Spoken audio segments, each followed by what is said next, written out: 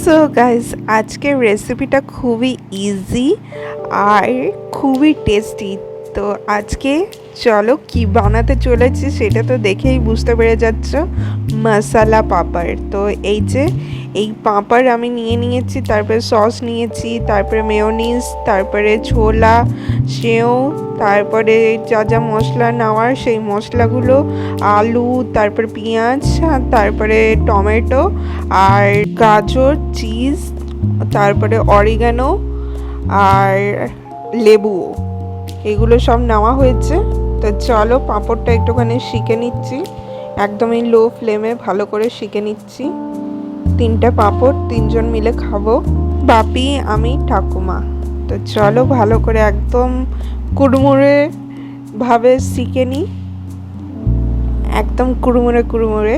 এই যে, আর আমি ভেজিটেবলসগুলো বয়েল করে নিচ্ছি। একটা জিনিস কি, বাইরে একদম কেটে মানে ডাইরেক্ট দিয়ে দেয়, বয়েল করে না, শুধু আলুটাকেই বয়েল করে শুধু দেয়, বাকিগুলো কিছুই বয়েল করে না, একদমই ভালো লাগে না কাঁচা কাঁচা। যারা খেতে ভালোবাসে তারাই একমাত্র খেতে পারে, আমি তো পারি না। আমি এই যে ঘরে ভালো করে সেদ্ধ করে নিলাম, আর একটুখানি তোমার বাদামটাকে রোস্ট করে নিয়েছিলাম, ছোলা দিয়েছি। এই যে ছোলাটা আমি ভিজতে দিয়েছিলাম, কাঁচা ছোলা।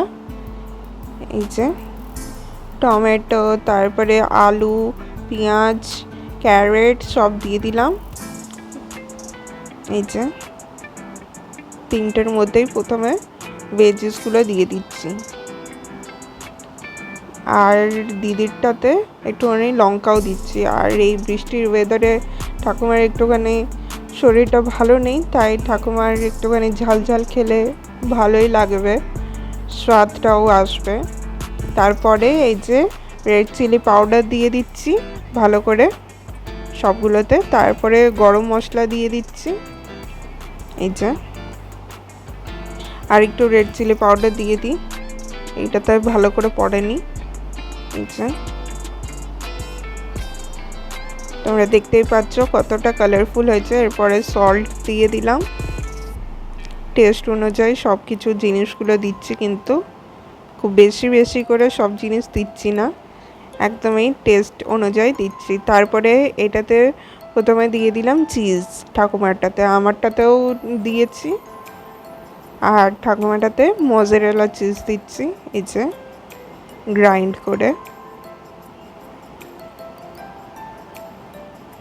ভালো করে, এরপরে বাপিরটাতেও দেব। তো চলো এরপরে দিচ্ছি সেও, এই যে, আর হিন্দিতে বলে সেব, সেব ভাজি। তো এই যে সব কটাতেই দিয়ে দিলাম। এটা আমারটাতেও দিয়ে দিয়েছি। বাপিটা একমাত্র পেঁয়াজটা যায়নি, বাদ বাকি সবই গেছে। আর ঠাকুমারটাতেই শুধু লঙ্কা দেওয়া, বাকি দুটোতে দেওয়া নেই কিন্তু, আমারটা আর বাপিরটা। ভালো করে ভরপুর করে একদম সেওটা দিয়ে দিচ্ছি। এই যে এরপরে দিচ্ছি লেবু, একটুখানি টক ভাবটা নিয়ে আসার জন্যে, টক ঝাল মিষ্টি নোনতা সব রকম ফ্লেভারই পাবে। এই যে আরেকটা দিয়ে দিচ্ছি। 3টে প্লেট বানাচ্ছি গাইস, একটা হাতেই, কেউ হেল্প করার নেই। এই যে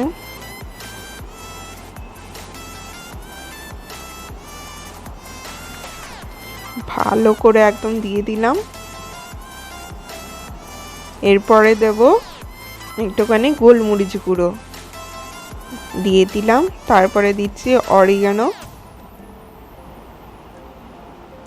এক হাতে যেহেতু ভিডিওটা করছি তাই সেরকমভাবে সব কটা দেখাতে পারছি না।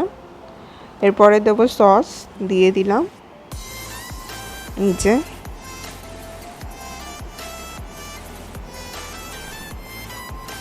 সো তো গাইস মেয়োনিজটা দিতে পারলাম না, কারণ একটুখানি ফ্রিজে রেখেছিলাম, শক্ত হয়ে গেছে। আর এই যে ঠাকুমাকে দিয়ে দিলাম, ঠাকুমাও বললো দারুণ। এরপরে বাপিকে দিয়েছি, বাপি তো একদম রুটির মতন করেই খেয়ে নিচ্ছে, রোলের মতন করে, একদম রোল করে। এই যে বড় বাইট নিয়ে আমাকে বলছে দারুণ হয়েছে। তো দুজনই খুব ভালো বললো। এরপরে চলো আমি খাই। আর মশলা যেহেতু বেশি দেওয়া আছে তাই আর মা খেতে পারলো না, তাই মায়ের জন্য বানাইও নি। মা বেশি মশলা এসব চাট ফাট পছন্দ করে না। আর এই যে ঠাকুমারটা আরেকবার তোমাদেরকে দেখিয়ে দিলাম।